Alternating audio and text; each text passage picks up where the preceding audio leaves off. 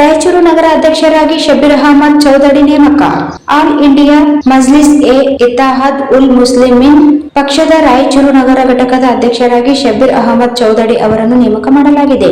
ನಗರದ ಪತ್ರಿಕಾ ಭವನದಲ್ಲಿ ಗುರುವಾರ ನಡೆದ ಸುದ್ದಿಗೋಷ್ಠಿಯಲ್ಲಿ ಮಾತನಾಡಿದ ಶಬೀರ್ ಅಹಮದ್ ಚೌಧರಿ, ಪಕ್ಷದ ರಾಷ್ಟ್ರೀಯ ಅಧ್ಯಕ್ಷ ಹಾಗೂ ಹೈದರಾಬಾದ್ ಸಂಸದ ಅಸಾನುದ್ದೀನ್ ಓವೈಸಿ ಅವರು ನನ್ನನ್ನು ರಾಯಚೂರು ನಗರ ಅಧ್ಯಕ್ಷರನ್ನಾಗಿ ನೇಮಿಸಿದ್ದಾರೆ ಎಂದು ತಿಳಿಸಿದರು.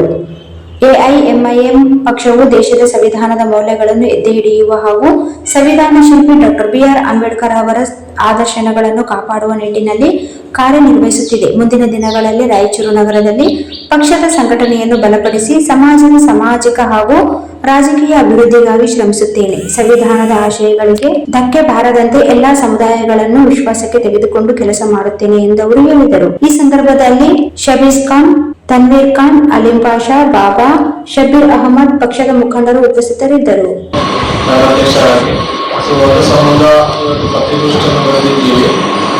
ತಮ್ಮ ಮುಖಾಂತರ ನಮ್ಮ ಎಲ್ಲ ಸಾರ್ವಜನಿಕರಿಗೆ ವಿಷಯ ತಿಳಿದುಗಾಗಿ ಪತ್ರಿಕಾ ಗೋಷ್ಠಿಯನ್ನು ನಾವು ಮಾಡ್ತಾ ಇದ್ದೀವಿ ಸರ್.